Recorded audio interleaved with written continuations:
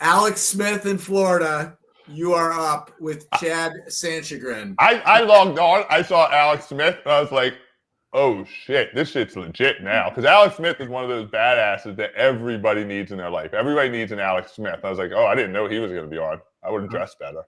I mean, now you're making me blush, Chad. I'm also a Capricorn, a fellow Marylander. I'm not from Baltimore. I don't hear the Baltimore, but outside.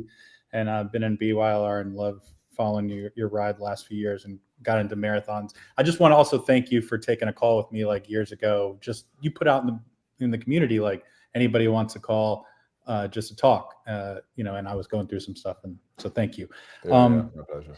I have the big thing I wrote down you said was just like the act of becoming and like knowing these moments that don't pass you by. And I'm kind of struggling with, like, I have a podcast. I never look at numbers either, but I struggle with, like, is it going to grow or not? And I'm like, oh, maybe I've always thought about writing a book, or I've actually sat down and thought about what, or wrote out chapters. I feel like maybe it's, I procrastinate, and I'm curious, like, before you started writing it, what was that like little moment of you becoming that, like, kind of started the avalanche? Because I just feel like it's sometimes that one thing, like you meeting your wife, you were out of desperation. I like the desperation versus inspiration. And I don't want to be in desperation ever. I want to always operate out of inspiration. So, but I'm still procrastinating with it. So I'm curious for you what it was. Because for me, I had this conversation with somebody yesterday where, the minute you have this, what I think is called an epiphany.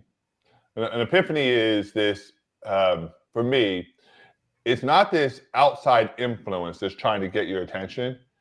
It's the inside great you, the version of you that you were born to be great, the greatness that's inside of you peering out. Because we put on this mask, we put on this cloak to keep us safe. And I think when you say, "Hey, I want to write a book, I want to start a podcast," I think it's this like this snapshot of really what you're meant to do, meant to be in this world. But the challenge is the minute you think great, you wake up the critic. The minute you think big, the minute you think audacious, the critic wakes up. You go, man, how am I going to do that? Nobody's going to listen to it. What if it fails? What if it's this? And it stops you in your tracks. It stops you dead, and you believe what the critic says because it's going to keep you comfortable. And so, for me, you look for those signs. And I think the minute you have this, for me, the minute I have a thought of something audacious, I have a bias towards action. It doesn't have to be perfect. It doesn't have to be great. I don't even have to know what I'm doing, but I'm going to take a bias towards action because the action is what shuts the critic up, at least for me. But understand that when you're filled with these questions of, is anybody going to listen? Why would somebody? Do I have anything to produce? I knew I wanted to write a book for a long time.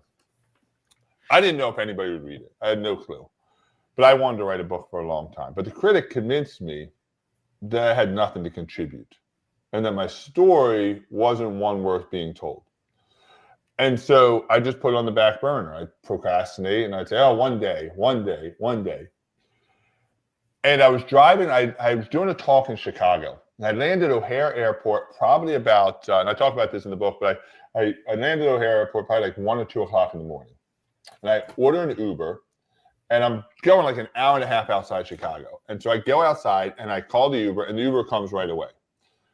And we get in the car, and it's the most surreal Uber ride I've ever had. The Uber driver is talking about mindset and beliefs and this and that. And it's just, he didn't know anything about me. He didn't know what I did. I didn't tell him what I did. We're just having this conversation.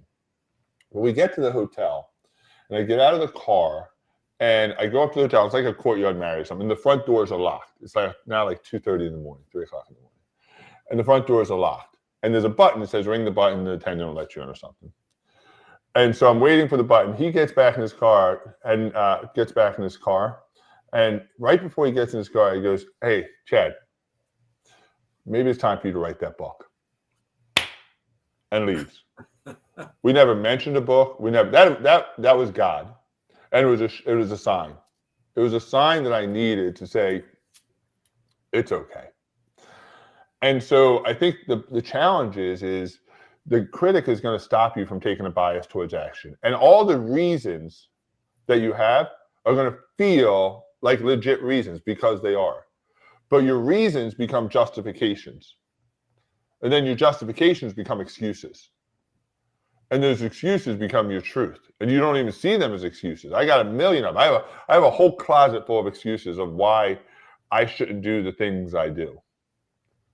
But my belief that I was meant to shine in this life overpowers all of them.